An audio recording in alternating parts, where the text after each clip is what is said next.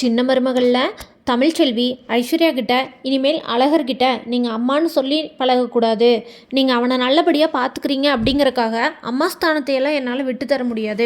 அவன் ஏன் குழந்த, இந்த உலகத்திலேயே அவனுக்கு அம்மானா அது நான் மட்டும்தான். இந்த 2 நாளில் அவனுக்கு நான் அம்மானு புரிய வைக்கிறக்குள்ள எனக்கே தலை சுற்றிருச்சு. அதனால் நீங்கள் இனிமேல் அவங்ககிட்ட ஒரு அளவோடவே பழகுங்க. அவனை நல்லா பார்த்துக்கிறீங்க, அதுவும் இல்லாமல் அவங்க அப்பாவுக்கு நீங்கள் 2ஆம் தரமாக கல்யாணம் பண்ணிட்டு வந்திருக்கீங்க அப்படிங்கிறக்காக என்னால் உங்ககிட்ட அம்மா அப்படிங்கிற ஸ்தானத்தையெல்லாம் விட்டு கொடுக்க முடியாது. புரியுதா ஐஸ்வர்யா அப்படின்னு சொல்லிட்டு குழந்தைய கொடுத்து விட்றாங்க.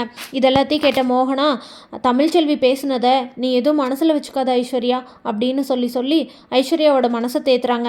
ஆனால் இருந்தாலும் ஐஸ்வர்யா அழுதுகிட்டு ரூமுக்கு ஓடிடுறாங்க. நடந்த எல்லாத்தையும் ஈஸ்வரியும் சித்ராவும் மறைஞ்சு நின்று கேட்டுடுறாங்க. ஈஸ்வரியும் சித்ராவும் கேட்ட உடனே ஈஸ்வரி ஐஸ்வர்யா கிட்ட போய், என்ன ஐஸ்வர்யா, அழகரும் மீனாட்சியும் தான் என்னோட உயிர், அவங்க 2 பேரும் தான் எனக்கு எல்லாமே.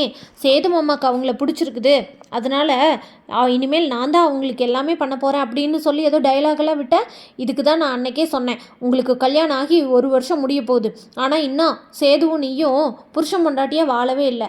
ஒழுங்காக புருஷன் பொண்டாட்டியாக வாழ்ந்து நீ ஒரு குழந்தைய பெற்றிருந்தீன்னா இன்றைக்கி அந்த தமிழ்ச்செல்வி இந்த மாதிரி பேசுகிற நிலமை வந்திருக்குமா?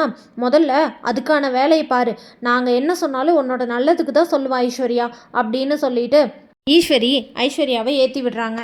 ஒழுங்கா சேதுவை கைக்குள்ளே போட்டுக்கிட்டு இன்னும் 10 மாதத்தில் பேரனோ பேத்தியோ பெற்று எங்கள் கையில் கொடுக்குற வழியை பாரு, புரியுதா? நீ இன்னும் அந்த தமிழோட குழந்தைகளை தூக்கி தலையில் தூக்கி வச்சுட்டு ஆடுன, என்னைக்கு இருந்தாலும் அவள் குழந்தைங்க அவகிட்ட போயிடும். நீ அப்புறம் கடைசியில் யாருமே இல்லாமல் அனாதையை நிற்பாடி. நீ உனக்கு புரியுதா இல்லையா ஐஸ்வர்யா அப்படின்னு சொல்லிட்டு சித்ராவும் ஈஸ்வரியும் ஐஸ்வர்யாவை நல்லாவே ஏற்றி விட்டுட்டாங்க. இதை கேட்ட ஐஸ்வர்யா கொஞ்சம் யோசிக்கிறாங்க. நம்மளுக்குன்னு ஒரு குழந்தை வேணும் அப்படின்னு சொல்லிட்டு உடனே ஐஸ்வர்யா அந்த அன்னைக்கு நைட்டு சேதுக்கிட்ட பேசும்போது, மாமா நம்ம ஒரு குழந்தை பெற்றுக்கலாமா? நமக்கு ஒரு குழந்தை இருந்தாலுமே நான் அழகரையும் மீனாட்சியும் தான் எப்பயுமே நல்லபடியாக பார்ப்பேன்.